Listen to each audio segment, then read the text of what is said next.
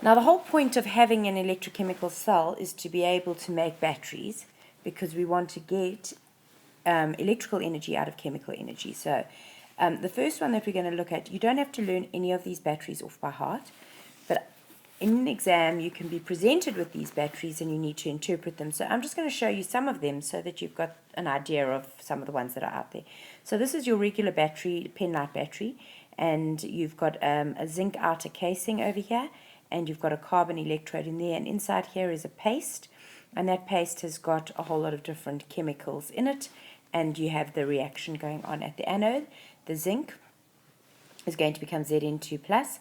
It's going to be oxidized to Zn2 plus and 2 electrons, whilst at the cathode the manganese 4 ion gains electrons and becomes the manganese 3 plus ion.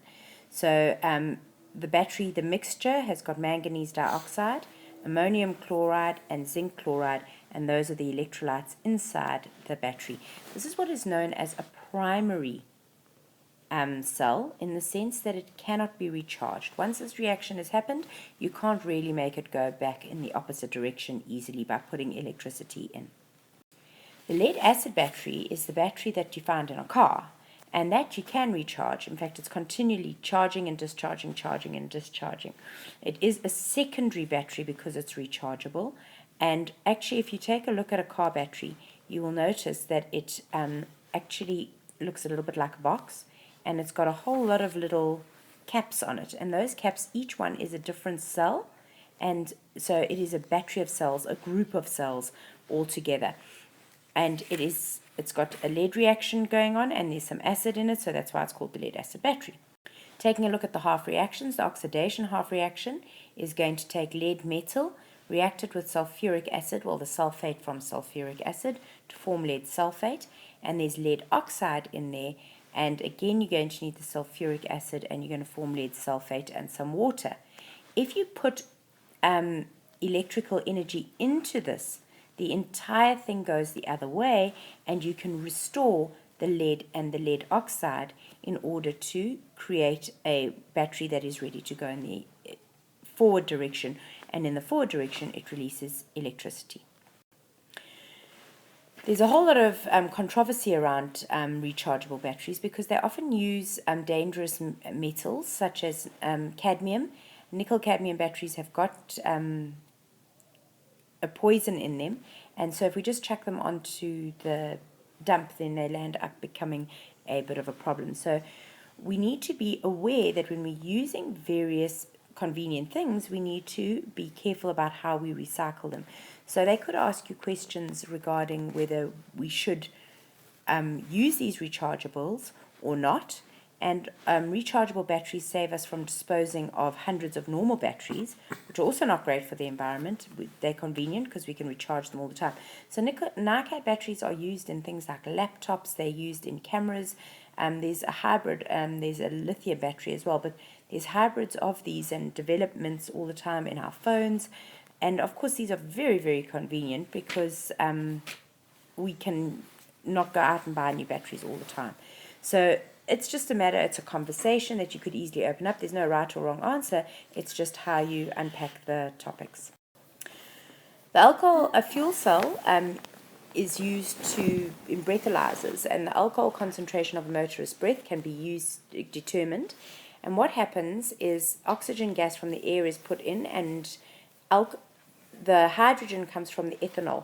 Ethanol's got a hydrogen on it, and what happens is it goes through an electrolyte, of course a conducting solution, and you produce a voltage, and that voltage, if it's big enough because there was enough alcohol, then that means that the person's over the limit. So they calibrate the thing, it's got LEDs, and it shows 0 for ethanol, no ethanol in the breath, and a small amount, and red would be above the limit. So you've got two half cells. The one is the hydrogen half cell, the other one's an oxygen one producing water, the anode and the cathode. And overall, obviously, we could double up here to get the same number of electrons, which now cancel on the left and the right of the arrow.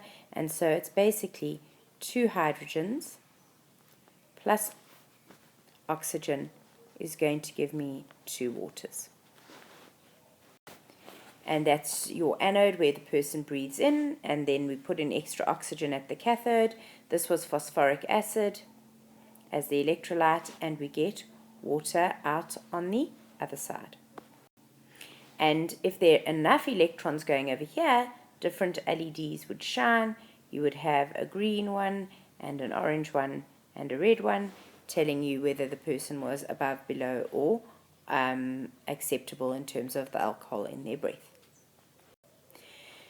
These are some words that they can use around batteries. Primary cells can't be recharged. Secondary cells can be recharged. Cell capacity is the charge in that particular cell, and its Q is equal to IT, which we've remembered from electricity.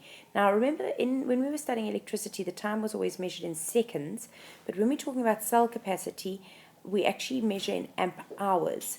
The time is measured in hours because obviously otherwise this charge just becomes way too big a number.